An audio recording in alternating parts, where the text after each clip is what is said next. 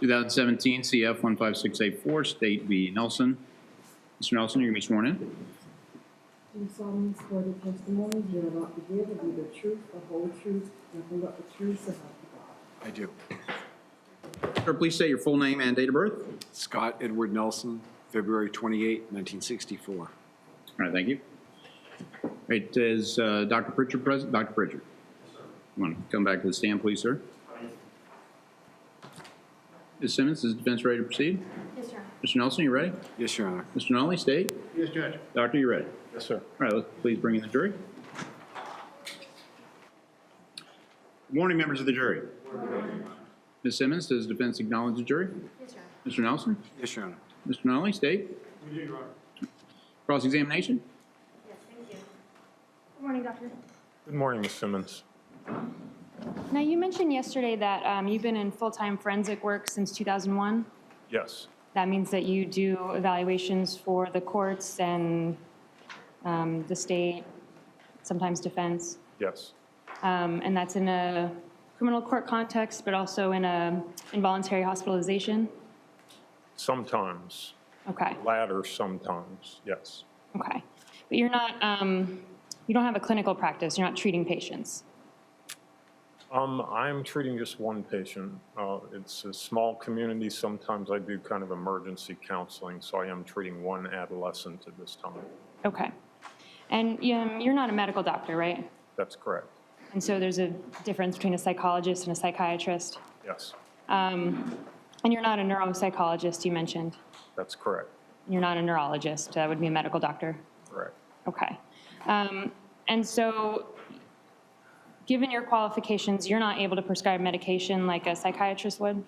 That's correct, And we talked yesterday about the fact that you're not qualified to administer or interpret certain neuropsychological testing. yes, Okay. And you evaluated Mr. Nelson, you mentioned, I did. and he was generally cooperative with you? Yes, I would say he was cooperative with me, Okay, and he acknowledged the murder. yes. And you went through some symptoms yesterday, and I want to talk about Mr. Nelson's symptoms kind of one at a time. You recognize that he has depressive symptoms? Yes, I think that has been a legitimate issue for him for a number of years, primarily judging from the Bureau of Prisons records. Okay. And you talked about that he has this victim position, kind of a sense of entitlement, Yes, and that your opinion of that is based on his feeling that he wasn't treated well in jail, that he made, that he expected certain things while in prison that he didn't get. partially. It's a little bit exaggerated in my view. So those ideas, I'll give you an example from the jail about the heat. Mr. Nelson complaining that it was too hot. And he was reminded by staff, well, it's every inmate is facing the heat and every staff member is facing the heat. So it's an example of him thinking that he's special somehow, like the heat, issue is affecting him and it should be corrected because of that, and fails to recognize that the heat issue is affecting everybody, including the staff members. So that's one example. Yes, but his complaints dealt with temperature and conditions in the jail. Yeah, I would say among other things, temperature conditions at the jail, treatment from staff. Okay. And you also mentioned his quid pro quo request with police that was mentioned in this case previously, that was something that informed your opinion in this area?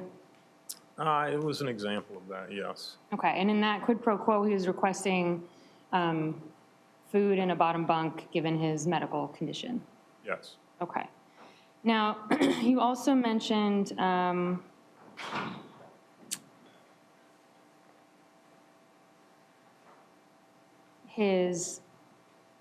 he appears to lack empathy. And during your investigation, or during your evaluation, you had made a comment that seemed to, I guess, ramp up his emotional response. Yes. You confronted him with the fact that nothing that he did seemed to make sense given his history in prison.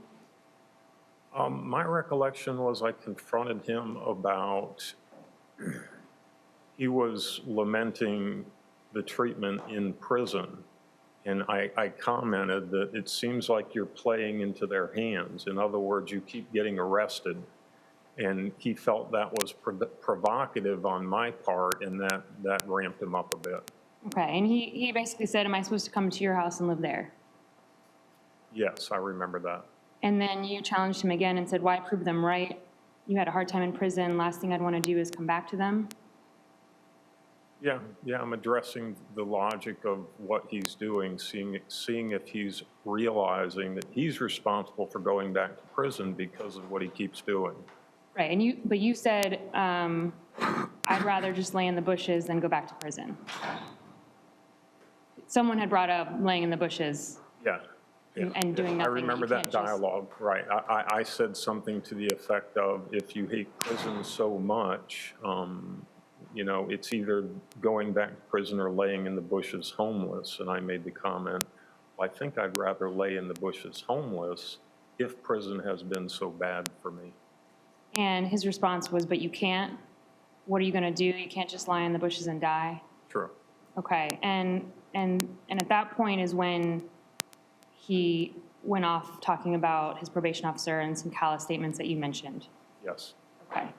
And so in that way, you said you reviewed his interview with police and his testimony here in court? Yes.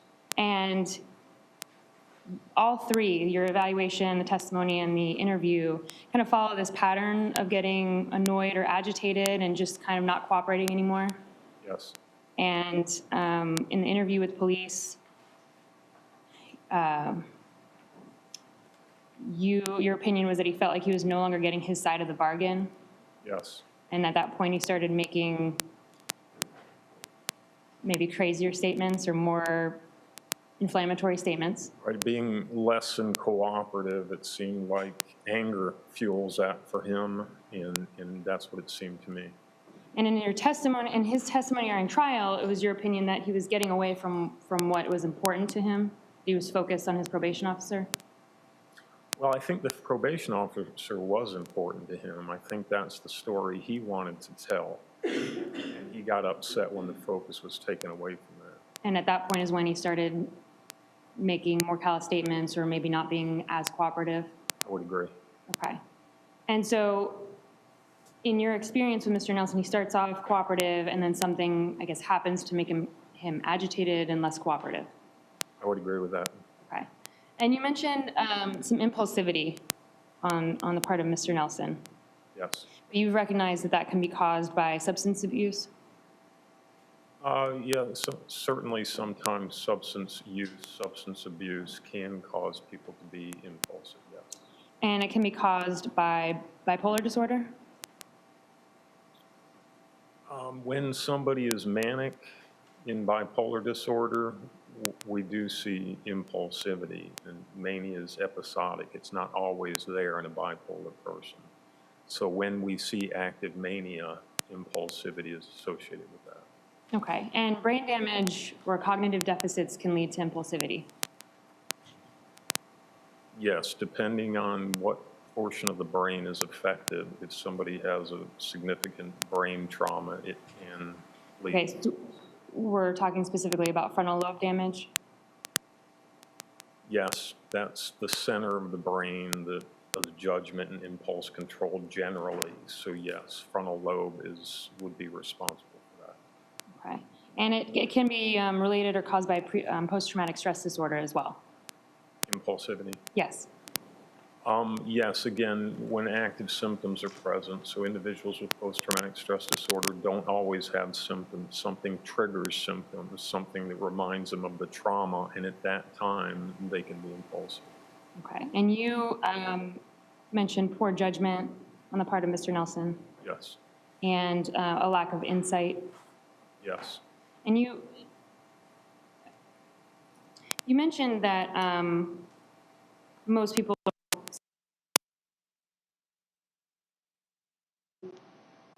Yes. And you'd agree that he had some unique experiences in prison that led to his explanations?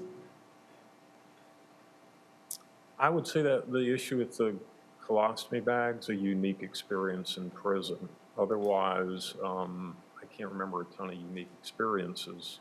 That I wouldn't describe it that way, but the colostomy issue, I believe, was. Well, most people aren't held in a special housing unit for the length of time that Mr. Nelson was.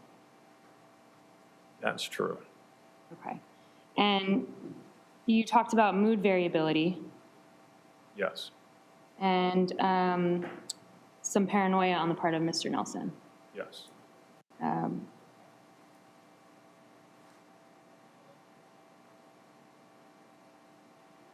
And Mr. Nelson talked to you about the fact that the Federal Bureau of Prisons lied to him and made him sign away his colostomy reversal surgery.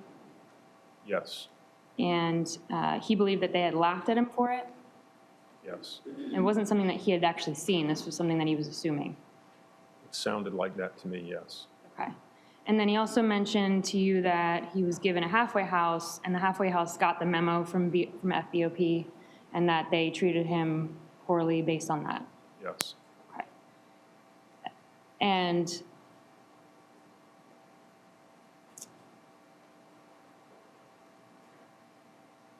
you've also previously mentioned some pressured speech on the part of Mr. Nelson.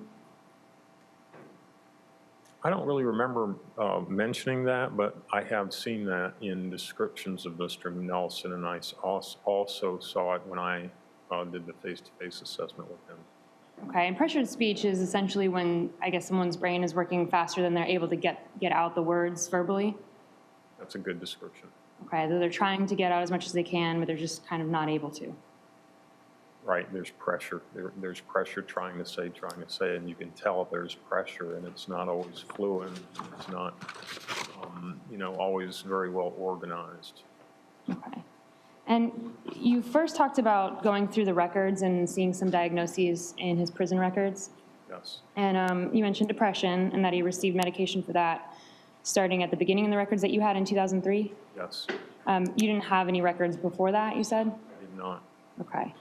And Mr. Nelson, over the years, had taken Paxil, Zoloft, and Remeron, Yes. and I believe Seroquel. Yes. And there was an adjustment disorder diagnosis. Yes. And that's essentially when someone is stressed, sad, hopelessness, and that they have physical symptoms after going through a stressful life event. Yes, it's identifiable event external to the person that they're reacting to, kind of a reactive depression, so they have difficulty adjusting to the circumstance for an acute period of time, meaning less than 6 months. Okay, so they essentially have a hard time coping with whatever this event was. Correct. And you mentioned personality disorder in the records. Yes. Now, when you look at the records, it didn't list any specific symptoms leading to that diagnosis. No, in other places in the records, it talked about things like grandiosity and not victim stancing, but grandiosity and entitlement. But when you went through the records, it was conclusory statement, Right. Yes. depression, mood disorder, personality disorder. Correct. Okay, and there was no testing like an MMPI or any raw data in the records for you to look to that would support the diagnosis? No, I did not see any raw data related to testing from Bureau of Prisons. Okay. And the Bureau of Prisons records doesn't actually mention histrionic personality disorder. You had mentioned that before. It does in the body of a comment from a Bureau of Prisons staff, histrionic personality, related to Mr. Nelson's reaction at one point being very dramatic, and it was labeled histrionic personality. Do you recall who wrote that note? I don't recall offhand. I could probably find it for you. Do you recall what year it was made?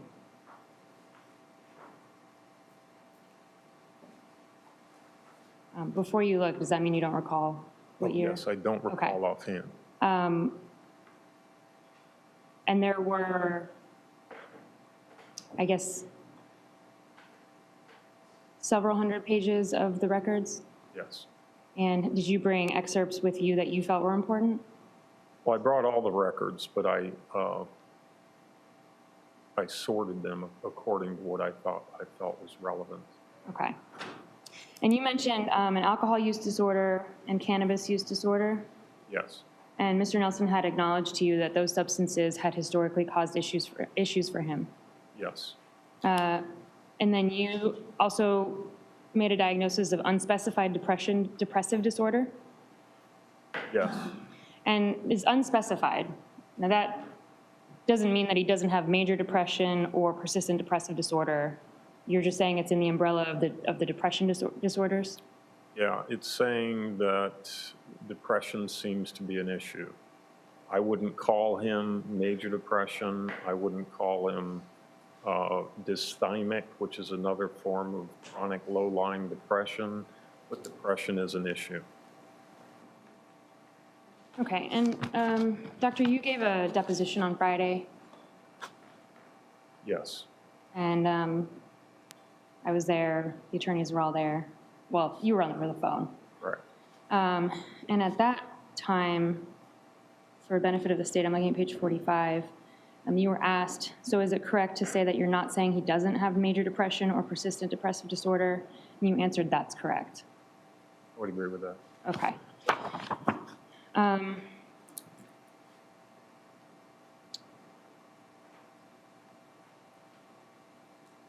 then you talked a lot about a personality disorder yesterday. Yes. So I want to ask first, just generally about personality disorders. And you're using the DSM-5 when you're trying to diagnose people. Is that Yes. correct? Okay.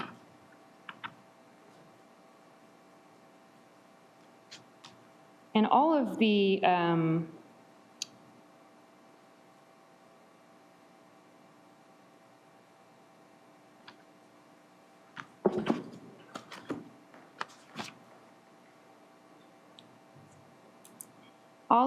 personality disorders have general traits that kind of overlap, Yes. and they all require a pattern that's manifested either in cognition, affectivity, interpersonal functioning, and impulse control. 2 of those 4. Okay. Yes. And then there's additional criteria regarding the pattern itself. And I want to talk about criteria D. Okay, could you tell me what page? Sure, page 647 and the one I'm looking at.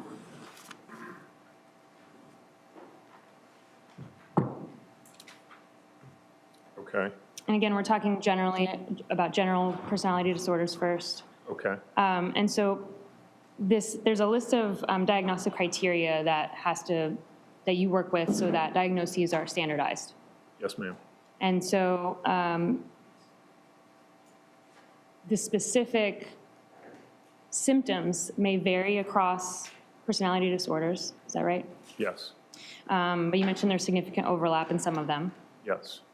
But criteria, it's A through F, and I'm talking about criteria D, which states that the pattern is stable and of long duration, and its onset can be traced back at least to the adolescence or early adulthood. Yes. So that's a requirement generally of personality disorders. Yes. It's a personality development, so we usually see it in adolescence, and it's inflexible and pervasive. It's a person's personality. So in adolescence, early adulthood, it's pretty much developed. Okay.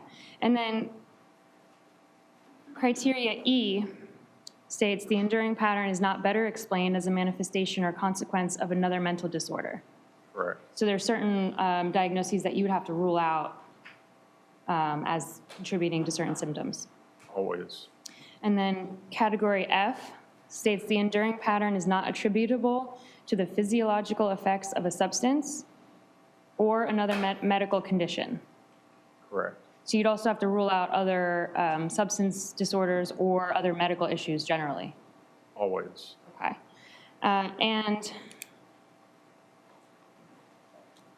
The DSM-5 recognizes that some types of personality disorder becomes less evident or remit with age, Yes. and that's especially true for antisocial personality disorder and borderline personality disorder. Fourth decade of life, some of these personality disorders, including the two you just mentioned, tend to mute somewhat. That's a general rule. It's not an absolute, but yes, sometimes we see them mute. Okay, and so I want to talk about these individual criteria a little bit more in depth, and you know, the DSM-5 gives you criteria that you have to find before you can diagnose someone with a certain mental illness. Yes, ma'am. And then it gives kind of descriptors and paragraphs to help you with the diagnostic criteria. Yes, ma'am. And it specifically states on the next page that by definition, personality disorders require onset no later than early adulthood. Correct. And it also mentions that a personality disorder should be diagnosed only when the defining characteristics appeared before early adulthood, are typical of the individual's long-term functioning, and do not occur exclusively during an episode of another mental disorder. Correct. And that it may be particularly difficult and not particularly useful to distinguish personality disorder from persistent mental disorders such as persistent depressive disorder. Correct. Okay. And then going back to, I think it was E and F, about the rule-out diagnoses, page 648 mentions, the development of a change in personality in middle adulthood or later life warrants a thorough evaluation to determine the possible presence of a personality change due to another medical condition or unrecognized substance use disorder. Correct. Okay. And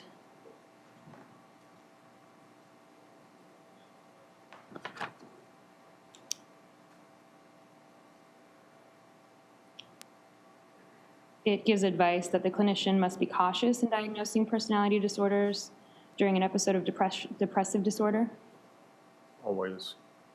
and that it's important to distinguish personality disorders from personality traits that do not rise to the level of the disorder itself. That is true, yes. Okay. And then on the page 649, I'm looking at regarding differential diagnosis, and I've been using the term rule out or differential diagnosis. Essentially, when you're diagnosing something, you have to exclude other possibilities. Right. And so it lists things that could be similar or confused with personality disorders that you need to look out for. Yeah, it's basically like a decision tree. When we see these symptoms, also consider this disorder. So there's a lot of overlap in mental disorders, and there's a lot of overlap in personality disorders. Okay. And on page 649, it mentions that when personality changes emerge and persist after an individual has been exposed to extreme stress, a diagnosis of PTSD should be considered. Yes. Okay. I want to come back to that later, but moving on to antisocial personality disorder itself, it has the same kind of A, B, C, D diagnostic criteria, right? Yes. And the first part is the pervasive pattern and the symptoms themselves. Yes. And it mentions that the pervasive pattern occurring since age 15 years in part A. Yes. And then in part C, the requirement is that, quote, there is evidence of conduct disorder with onset before age 15 years. Yes. Okay. And conduct disorder is a separate diagnosis within the DSM-5? Yes, it's diagnosed in childhood and adolescence. Okay. And it's similar to anti-personality disorder in that it requires a repetitive and persistent pattern of behavior in which the basic rights of others or major age-appropriate societal norms or rules are violated. Yes. And these things are, I guess, not your typical talking back to mom or skipping class here and there, right? Right. It's a pattern. It's a pervasive pattern. Person tends to get in a lot of trouble, often arrested in their youth. So yes, it's more severe and more significant than just talking back to mom. Okay. And it includes, the diagnostic criteria includes a lot of suggestions or a lot of specific examples of things that you would need to find to diagnose an adolescent with conduct disorder. Yes, And those would include aggression to people and animals, including often bullies, threatens, or intimidates others, often initiates physical fights, has used a weapon that can cause serious physical harm to others, e.g. a bat, brick, broken bottle, knife, or gun, has been physically cruel to people, has been physically cruel to animals, has stolen while confronting a victim, like a mugging, purse snatching, extortion, or armed robbery, or has forced someone into sexual activity. that's correct. And then there's a second kind of grouping under destruction of property, Right, which would include deliberately setting fires with the intention of causing serious damage, or deliberately destroying others' property other than fire. yes, And then there's another category of deceitfulness or theft, correct. which would include has broken into someone else's house, building, or car, Yep. often lies to obtain goods or favors or avoid obligations, Correct, has stolen items of non-trivial value without confronting a victim, more like shoplifting, stealing without breaking and entering, like the other category included. right, Okay. And then finally, there's serious violations of rules, which includes often stays out at night despite parental prohibitions beginning before age 13, has run away from home overnight at least twice while living in a parental or parental surrogate home, or once without returning for a lengthy period, and is often truant from school beginning before age 13. yes, Okay, so you would have to find a certain number of those and a pervasive and repetitive pattern of those types of behavior. to diagnose conduct disorder, yes. Okay. And the whole idea behind separating conduct disorder from antisocial personality disorder is that the traits of anti-personality disorder tend to overlap with basic adolescence. Is that right? Yes, There are traits of adolescents in general that perhaps are selfishness or, lack empathy or risky behavior that's simply a factor of the lack of brain development at that age. yes, that's right. It's, the idea is that like conduct disordered kids, it's pervasive. So if that adolescent behavior that's problematic, that violates normal standards for adolescent, if that behavior continues into adulthood, that's when we diagnose antisocial personality disorder. So antisocial personality disorder is really just a continuation of the conduct problems in a conduct disordered youth. And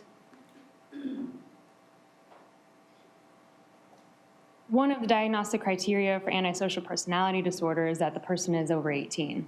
Yes. And that's because children can grow out of whatever issues they may have. Right, we have got a lot of people, in fact, the majority of conduct disordered youth do not develop antisocial personality disorder in adulthood. So as they mature, that problematic behavior stops. So you wouldn't diagnose antisocial personality disorder unless it continues. So for antisocial personality disorder, diagnostic criteria C is that there's evidence of conduct disorder with onset before age 15 years. Yes. You don't have any evidence of that regarding Mr. Nelson. I don't have much. I don't have much in his youth. The only thing I have is what he told me, which approximately 16 suspensions. That's a red flag, of course, because suspensions are unusual, but I don't have, he's 55 years old. You didn't ask what the suspensions were for. I don't remember if I asked or not. He told me something, like a fight and some smoking when he wasn't supposed to be smoking. I think those were the two things he mentioned. So you don't know if that rises to the conduct disorder criteria that I just mentioned? I don't know it, right? Okay. And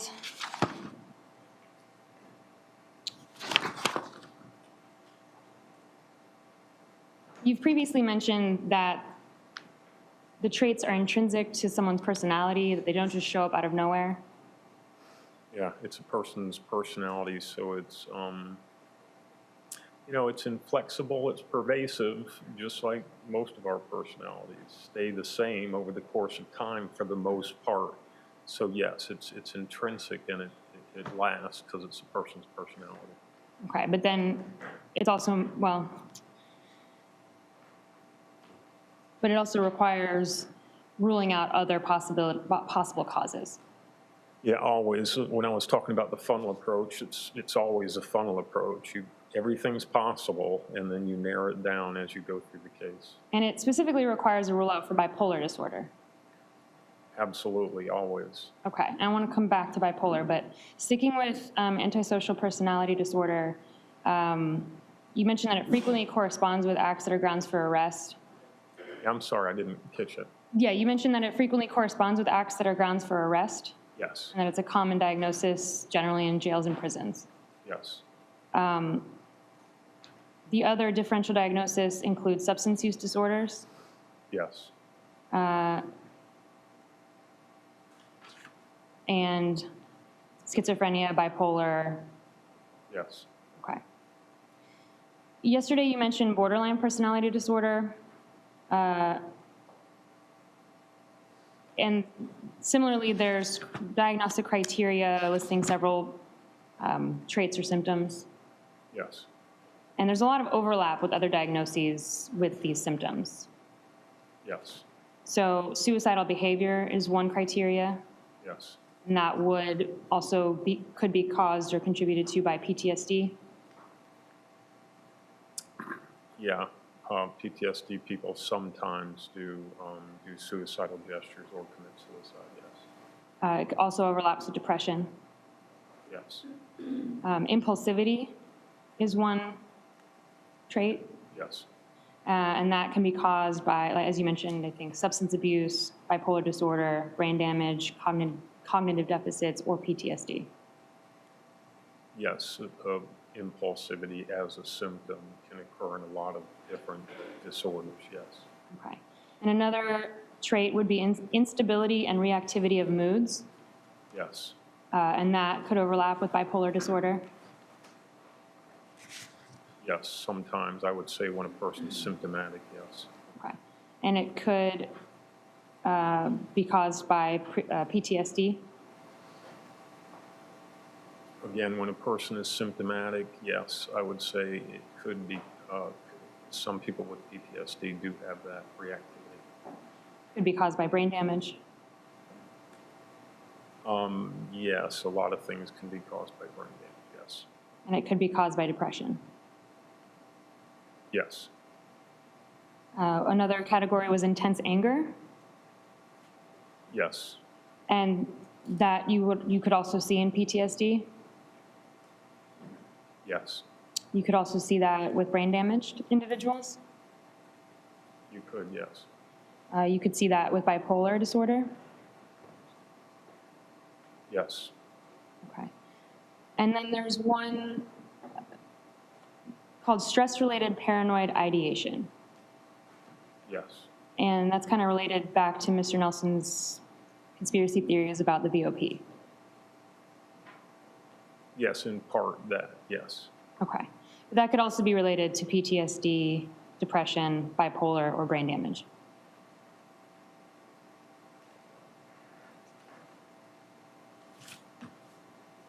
I would say all of those, but depression, not usually.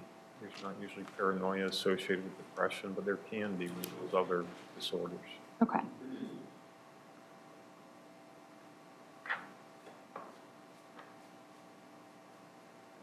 And then you mentioned narcissistic personality disorder.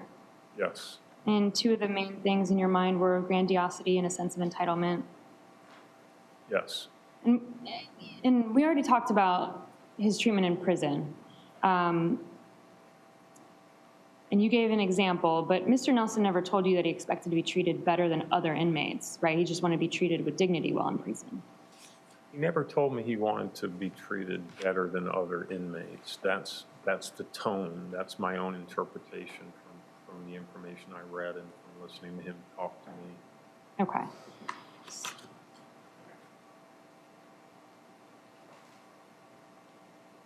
And you mentioned yesterday paranoid personality disorder, that you didn't feel like that applied to Mr. Nelson.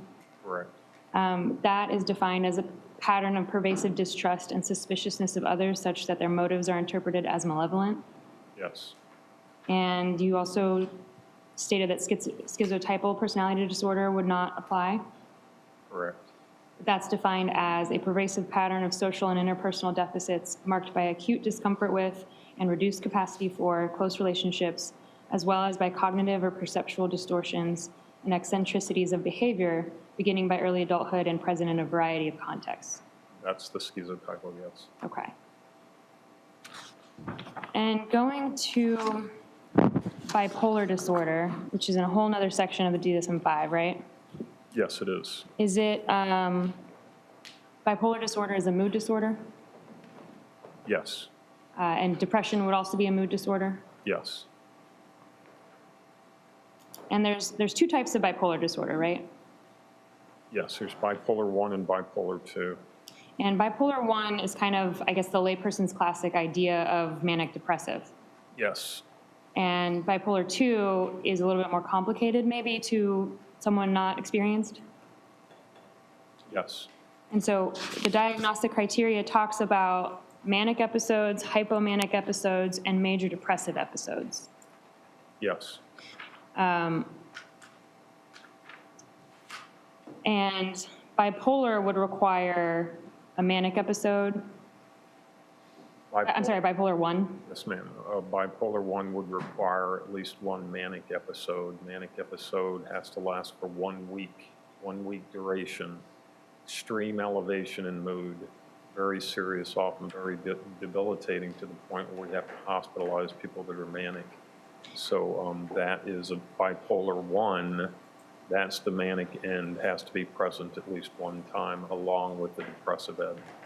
Bipolar 2 is a little bit different in that it doesn't require a manic episode, but does require at least one hypomanic episode at some time in the past. Right, hypomanic episode, which is like mania, but a little less severe. So they're not so irrational and so elevated in their mood, but they're close. So they're a little more rational, a little more reasonable, not as distracted, but it still can cause adaptation issues for them. And mania is usually exhibited as irritability. Often, I would say often seen as irritability. So yes, when somebody's manic, often irritability is a primary issue. Sometimes it's not irritability. Sometimes it's very affectionate and very happy and gregarious, but sometimes it's agitation. So it's defined by elevated mood, Yes. but that doesn't necessarily mean good mood or happy. No. Sometimes manic people are really the scariest to deal with because they can be very agitated and very in your face and not happy at all. It includes an abnormally and persistent increased goal-directed energy. Yes. So not just super happy like I as a layperson might think. No, like for example, had a manic client who played, who played golf for 36 consecutive hours. It was an increase in goal-directed behavior. He couldn't slow down and played golf. Wasn't necessarily happy, he was just focused and intense in that category. And during a manic period, symptoms include grandiosity, decreased need for sleep, pressured speech, distractibility, and excessive risky behavior. Yes. And the DSM-5 describes that often the individual's thoughts race faster than their ability to express them through speech. Yes, there's pressured speech in mania. Okay. And there's also risky or antisocial behaviors associated with mania, like gambling, becoming more sexually suggestive, or even criminal behavior. There certainly can be, yes. Okay.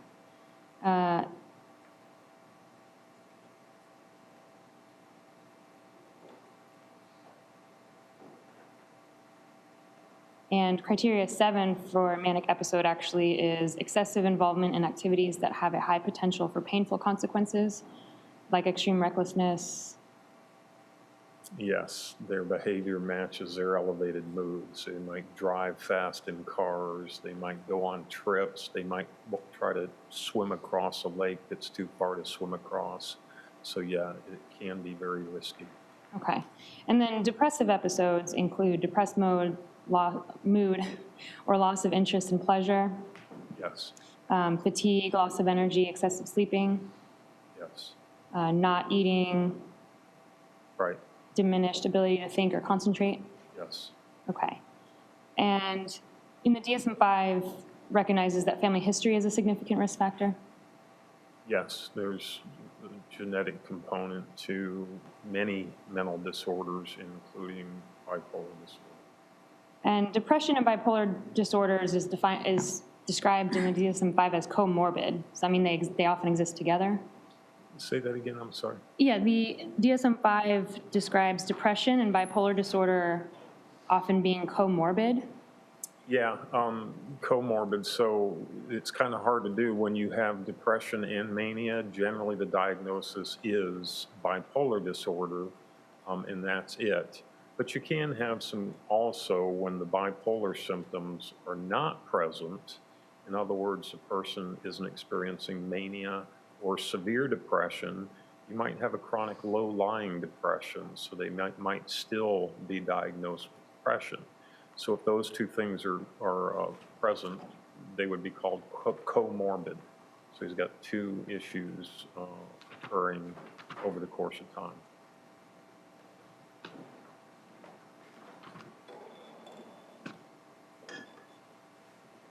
And the DSM-5 also recognizes that it may be hard for individuals to describe their symptoms with bipolar disorder. Yeah, it is hard for some people to describe their symptoms. That is true. And I would say in bipolar disorder, it's very common for people to have a difficult time really describing their symptoms. They tend to describe them, a very common thing is just my mood's up and down. Doesn't mean they have bipolar disorder, but that's how people describe it. So you have to get a little more information. Well, the DSM-5 actually recognizes, and I'm looking at page 135, that individuals with bipolar 2 typically present to a clinician during a major depressive episode and are unlikely to complain initially of hypomania. That's true. Okay. And regarding Mr. Nelson, you said that you asked him about his symptoms. Yes. You asked, what are your symptoms? Yeah, tell me about your symptoms, your symptom experience. You never asked him about incidents of depression. No, I don't feed people symptoms. I do an open-ended questioning. So I don't think it's prudent to feed symptoms. Do you feel this? Yes, I do. I ask, what are your symptoms? Open-ended so they can tell me and describe, so I don't feed symptoms. You didn't ask about his sleep habits. I mean, I did ask about how he sleeps. He said he usually gets about 8 hours a night. He's doing pretty well. Right now? Yes, ma'am. Okay. But you didn't ask about in the past? No. And you didn't ask about his appetite, whether he eats a lot or doesn't have an appetite? I mean, I thought I did, but now, not historically. Well, I mean, he volunteered to you that he felt he wasn't getting enough food in jail. That was a common thing, yes. But you didn't ask about his appetite specifically. I can't remember. If you say I didn't, I believe you. Okay. And I understand you also didn't ask him about any incidents of mania or hypomania. Yeah, I'm not gonna ask specific symptoms. Are you ever manic? I'm gonna describe your symptoms. So hypomanic episode symptoms would include an inflated self-esteem or grandiosity, Yes. and decreased need for sleep, Yes. more talkative than usual or pressure to keep talking, Yes. flight of ideas or subjective experiences that thoughts are racing, Yes. distractibility, Yes. Increase in goal-directed activity, Yes. excessive involvement in activities that have high potential for painful consequences. Yes. And so, but you didn't ask I understand not feeding symptoms, but you didn't ask questions that could have answered questions like this. No, I did not specific to mania or hypomania or PTSD. Okay.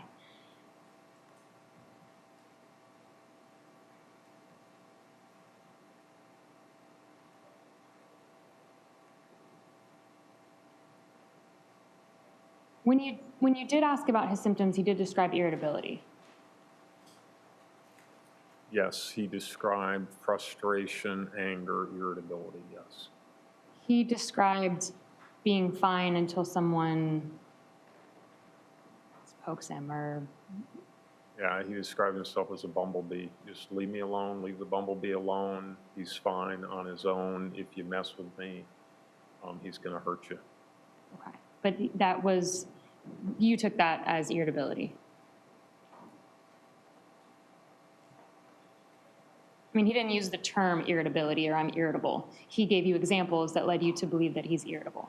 Yeah, and he demonstrated it with me too, the irritability when he kind of ramped up. So yes, he used examples of how he gets irritable. If people just leave me alone, I'm fine. But when they mess with me, I get irritable. Okay. Now, you also talked a little bit about the neuropsychological testing that was done. Yes. And you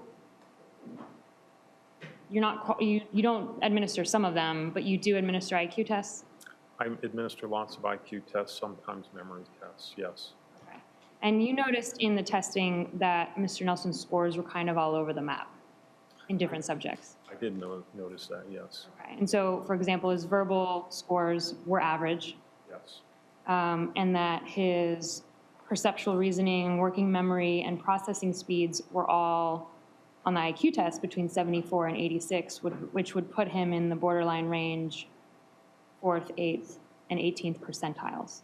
Right, so 74 to 86 on those subtests, whereas his verbal skills, 101, I believe, which is average. 100 is right at average, so less than 100 is below average, but there's a range. 85 to 100 is still average. When you get closer to 85, it's low average. Below that, 85 to 70 is borderline. So in some of those areas, he scored in the borderline range. And do you recall stating that the verbal comprehension was actually 100, like exactly dead average? I may have said that. If I did,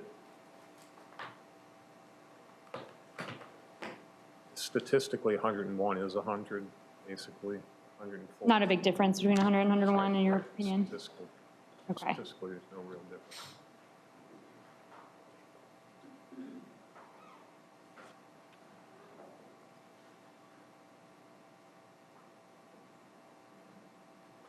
Would it help refresh your recollection if you could look at a transcript of previous testimony?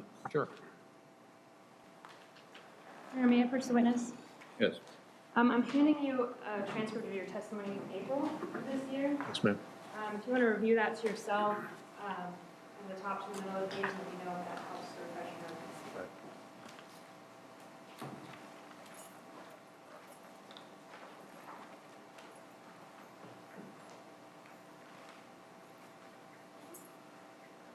Yes.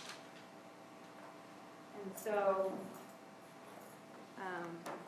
you recall that you previously stated that his verbal comprehension was 100, I think dead average, 50%? Yes. Okay. Yeah, and the Ming's testing is right here, so it was. I'm sorry to interrupt. Can counsel approach?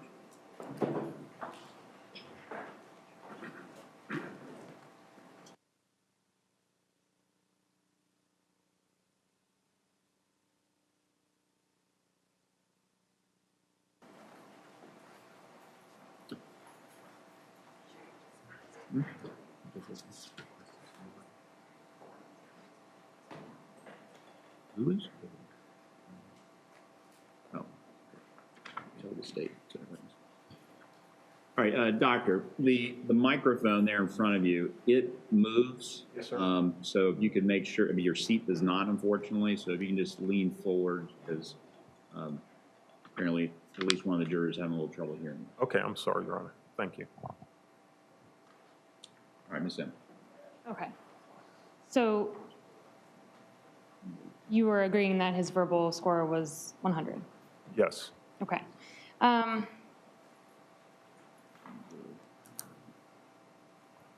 And you talked a little bit about the research behind adverse childhood experiences, Yes. and you're familiar with the research, Yes. that it essentially is correlated to poorer outcomes in life in generally, but also medically and mental health? Including shorter lifespans. So yeah, the adverse childhood experiences, those 10 variables are associated with poor prognosis. Okay, but you didn't spend much time thinking about that in terms of Mr. Nelson's upbringing and background? No, I don't spend a lot of time. I think they're descriptive and they're helpful in being descriptive sometimes, but in doing a forensic evaluation, they aren't very helpful in general for me. So no, I didn't. So you didn't use the list of 10 factors either in your interview of Mr. Nelson or when perhaps thinking about things that he said later on? No. And so just generally, you know that off the top of your head that some of it applies, but you didn't spend a lot of time going through the factors. Yeah, not the specific factors, just his history, which described some of those factors, but I wasn't using the ACE as an assessment tool or anything like that. And this is something that you were considering once asked about it on Friday and once you sat through Dr. McLean's testimony yesterday?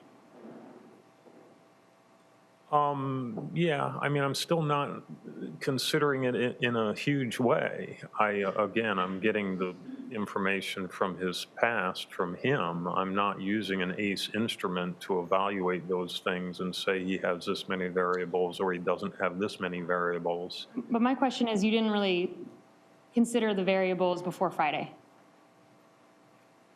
when you were asked at deposition? Yeah, the specific variables, I don't generally use that instrument in doing a forensic evaluation. And so when it came up, you recognize that his mother's mental illness is the most significant thing in his background? I would say that is probably, when I think about his history, yes, his mother's mental illness is probably the most significant thing in his background. And you agreed that his relationship with his father impacted his development?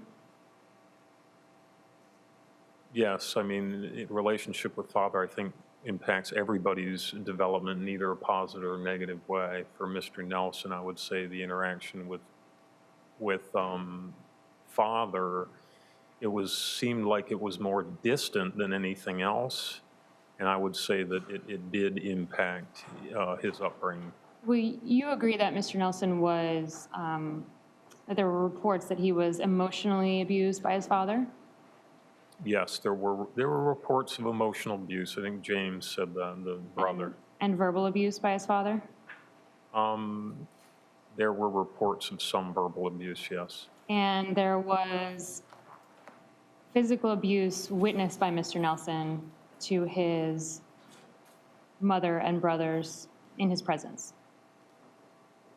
Yes, I think the brother was reportedly had the most physical abuse at the hands of dad, and Scott Nelson, no, but witnessed some of that, and there was some abuse towards mother. Mr. Nelson described his father to you as a monster, Yes. and you were unaware of any issues with his brother other than they didn't have a good relationship. I would say that's true. It's there's big age gap, so they didn't hang around together much. So yes, they did not have a close relationship, it sounded like. So you weren't aware or didn't ask about any evidence of abuse on the part of his brothers towards Mr. Nelson? I did not specifically ask whether his brothers abused him, no. Okay. And you recognized before that the age difference with his brothers was kind of a double-edged sword? Yes. Generally, maybe not in his situation, but generally with age groups like that, age differences like that, they would have separate peer groups, which could lead to isolation. Yes. But on the other side, they could have been sort of parental if their relationship was positive. Yes. But in this case, you're aware of his older brother introducing Scott Nelson to marijuana when he was 13, 14 years old. Mr. Nelson did tell me that, and I heard it and read it somewhere else as well. Okay.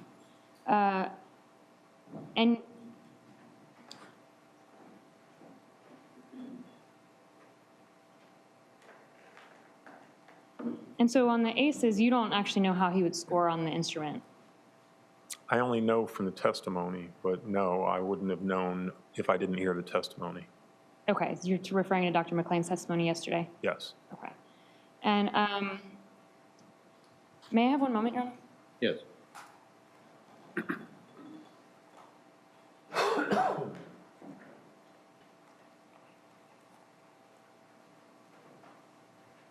Okay.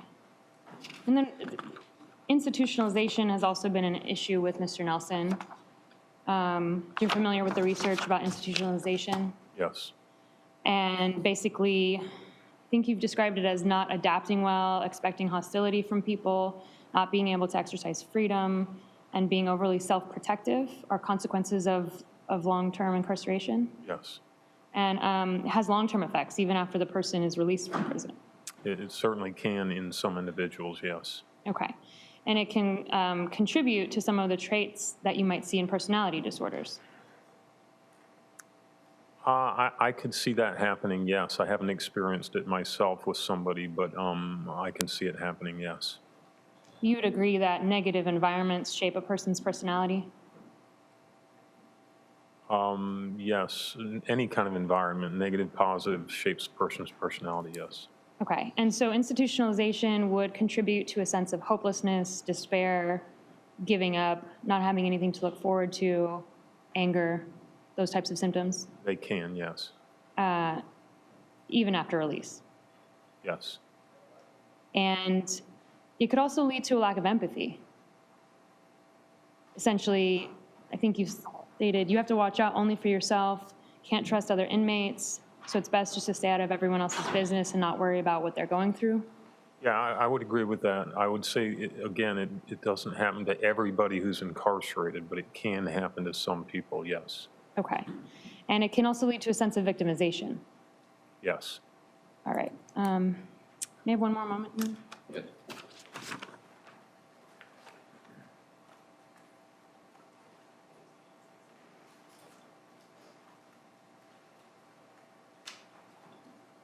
And Doctor, you didn't do any testing yourself of Mr. Nelson, is that right? Correct.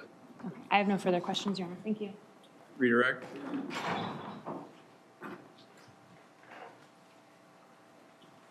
Good morning, sir. Good morning, sir.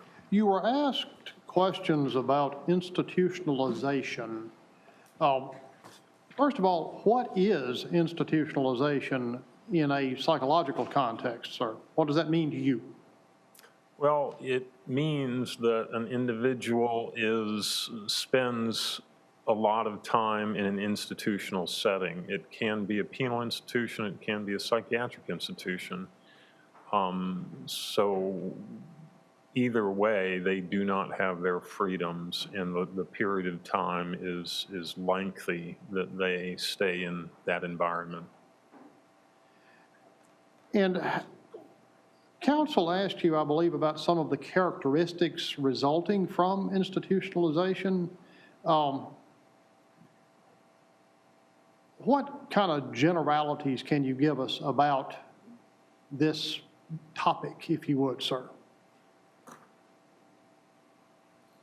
I think the emphasis should be that I can't give any real generalities because it doesn't happen across the board. Sometimes you see individuals who spend a lot of time in institutions and their adaptation following the lengthy time in an institution is poor and seems to be a change from when they, before they were in the institution. So the institution had an effect on their adaptation while they're in the institution and subsequently. So you really can't make general statements about it. It's not necessarily that common either that we see people who we can identify as institutionalized in their behavior. And what, if anything, can you say about institutionalization and Mr. Nelson?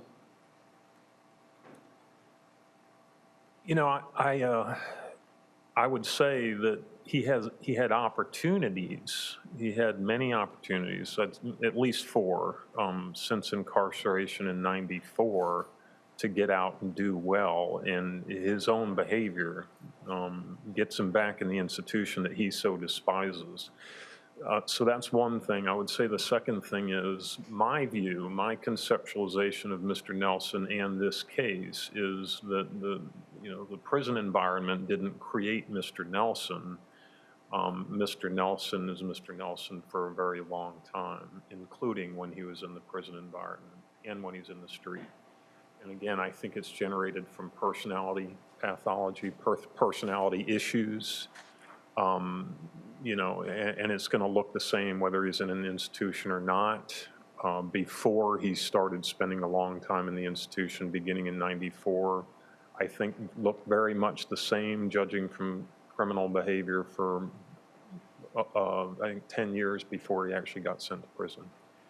Doctor, you were asked a number of questions about the adverse childhood experiences checklist, and I believe you said that you did not generally use the adverse childhood experiences checklist. Why not? Well, it's a good instrument for certain things, and my opinion is in a forensic environment, when I'm doing evaluation, it's not very helpful to me in formulating a case, formulating a diagnosis. It's descriptive. Maybe some of those experiences created the issues that the person has today. So it's descriptive that way, but not very helpful in terms of, formulating the case and helping the jury understand issues that a person may have.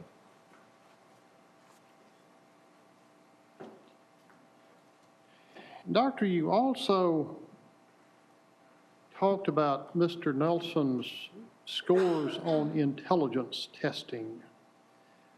What is the significance of the intelligence testing scores to you in your work in this case, Doctor?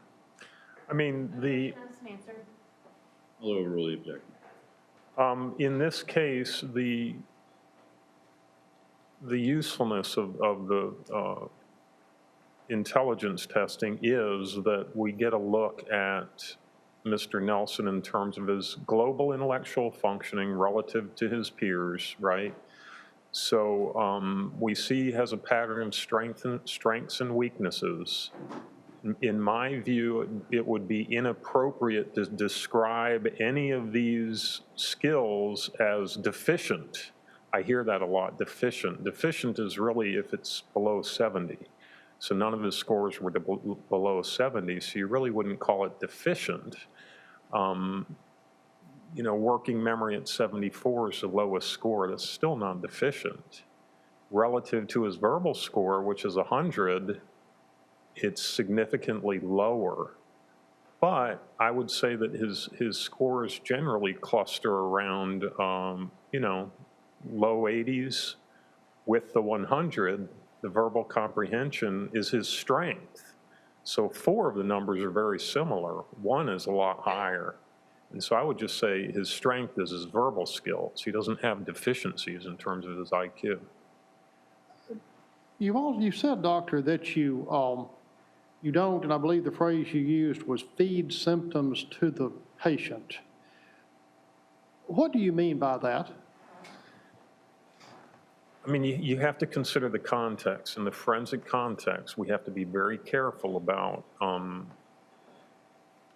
feeding symptoms to any criminal defendant, because we have the issue of secondary gain that's very prominent in the forensic environment. So around 25% of forensic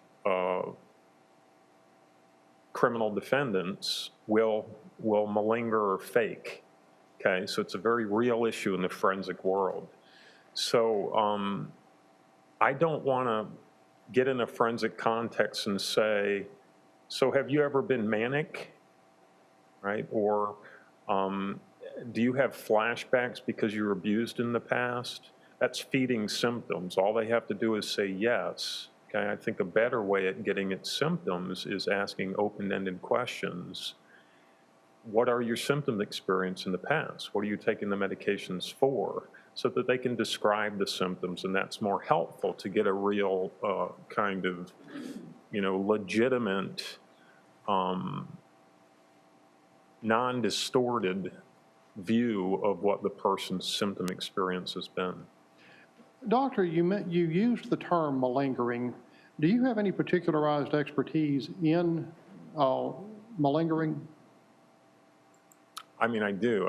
I'm a forensic psychologist. You better know about malingering if you're a forensic psychologist, because it's a very central part to what we do. You were also asked a number of questions about bipolar disorder, and there was some discussion about bipolar 1 and bipolar 2.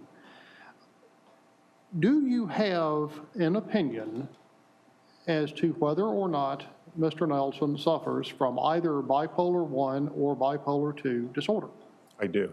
What is that opinion, doctor? The opinion is there's no evidence that I have seen that he suffers from either bipolar 1 or bipolar 2. So we don't see the mania for a week. We don't see the hypomania for a week. We don't see it mentioned in Bureau of Prisons over a 10-year span. It's a serious condition. You'd recognize it as a clinician if somebody's manic. So my opinion is no, he's not bipolar. In some of the agitation and stuff we see in Mr. Nelson is generated from those personality dynamics. You also were asked a number of questions about post-traumatic stress disorder. Do you have an opinion, doctor, to a reasonable degree of psychological certainty as to whether or not Mr. Nelson suffers from post-traumatic stress disorder? I do. What is that opinion, sir? Again, I see no evidence of the central feature of PTSD. First of all, I don't know what trauma was being referred to about. Has to be, post-traumatic stress disorder. It has to be a major trauma. I'm not sure which trauma was generating what was described as PTSD in Mr. Nelson. Intrusive thoughts, intrusive recollection about trauma. I've never heard him describe that. He didn't describe it to me. He didn't describe it in BOP records, Bureau of Prison records. He was never diagnosed that in Bureau of Prisons. So my view is that there's never been support in terms of Mr. Nelson describing symptoms to mental health people of PTSD that I'm aware of. Of course, a PTSD diagnosis would be primarily based, if not almost exclusively based, on information given to you by the patient, wouldn't it? Yes, I mean, individuals who legitimately have PTSD, they're generally very good at telling you, for example, Let's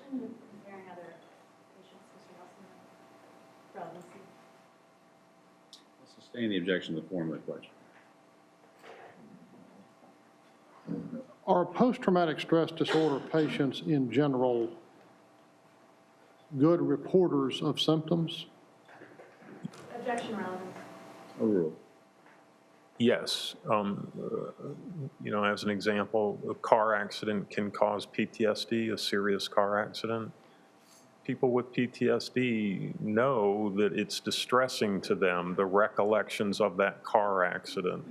I have fear of driving my car because of that accident. I have nightmares about it. So it's pretty easy and typical to describe what the symptoms are for a PTSD person. And doctor, you made a diagnosis of cluster B personality disorders, and what was your diagnosis again? Was what? Antisocial personality disorder, borderline person with. Well, let me ask it this way: what is your cluster B diagnosis of, Mr. Nelson? Objection asked and answered. Sustain the objection. You were asked a number of questions, Doctor, about antisocial personality disorder, and you specifically were asked some questions about conduct disorder. As a part of your cluster B diagnosis, are you formally diagnosing Mr. Nelson as antisocial personality disordered? Objection, asked and answered. Overrule the objection to that question. I am not, although if I had more information, I might diagnose that. I'm not. I'm diagnosing a mixed personality disorder. Mixed means he has the qualities and characteristics of this personality disorder, and this personality disorder. It's not purely one. So the three are antisocial, narcissistic, and borderline. And as to the conduct disorder component that you were asked a number of questions about, why are you not able to say that Mr. Nelson had evidence of conduct disorder prior to the age of 15? I just don't have the information. You know, when he's 55 years old, so I don't have a lot of historical information about him into youth. Only something from his brother James. I think, if I recall correctly, his parents are deceased. So school records were minimal, so I just don't have the information. Is the mixed personality diagnosis, or mixed personality disorder diagnosis that you have made an extreme mental or emotional disturbance in your opinion? No, it's a personality disorder. That's the distinction we have to make. Generally, does the person have a serious mental health issue that drives the behavior in kind of an acute way related to the crime, or conversely, does he demonstrate this chronic, inflexible, maladaptive personality style that contributed most to the crime? My view is that he has the personality issues that contributed to the crime. Do those personality issues substantially impair his ability to conform his requirements to law? Objection to a conclusion, Your Honor. I'm sorry, Objection to a legal conclusion. I'll overrule that objection to that question. No. I mean, individuals with personality disorder make their choices. They just often aren't very good ones, and they're often self-serving. But he can conform if he wants to. He could do the right thing if he wanted to, but he chose to do the things. Objection, speculation. Sustain the objection.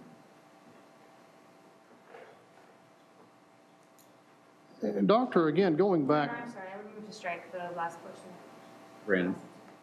going back to conduct disorder in the context of antisocial personality disorder. Under the Diagnostic and Statistical Manual 5th edition diagnostic criteria, in order to diagnose antisocial personality disorder, do you first have to diagnose conduct disorder? No, it's evidence of some symptoms of conduct disorder prior to the age of 15. So some symptoms, evidence of some symptoms of conduct disorder before you can diagnose antisocial personality disorder. So a diagnosis, I guess a formal diagnosis, if you will, of conduct disorder is not a prerequisite, if you will, for antisocial personality disorder as a diagnosis. That's right.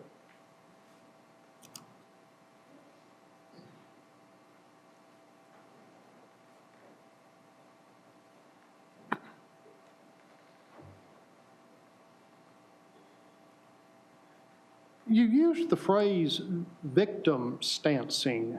Doctor, first of all, what does that mean? Victim stancing describes when people take the position that they are the victim, and